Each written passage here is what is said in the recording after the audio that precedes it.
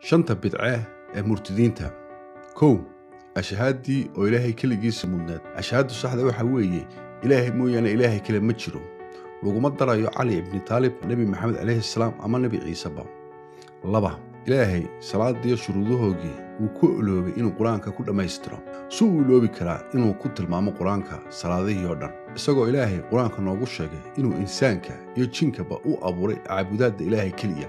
oo haddana suura annaam rasuulkan lagu sheegayo inuu ilaahay mooyaane cid kale xaakim ka dhiganayn, oo qur-aankana isagoo dhammaystiran dushana looga soo diray.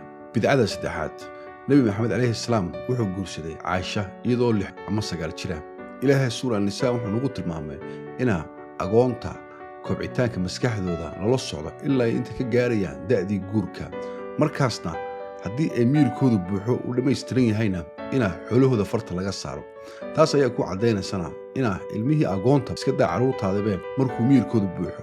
bidcada afaraad, nabi ciise calayhi salaam ayaa intuu dunidan ku soo laabto calaamadda masiixiga intuu kala jebiyo doofaarkana dilaya.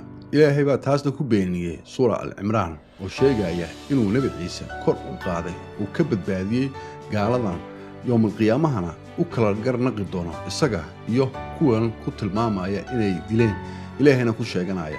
bidcada shanaadna waxa weeye inaysan nebi maxamed iyo nebi ciiseba injiil iyo qur-aan mooyaane waxaan kale ee xadiidyada iyo talooyinka loo dhabar saarayo lagu abtirinayna inay ka baari yihiin sheeganayna suuradda jinkana.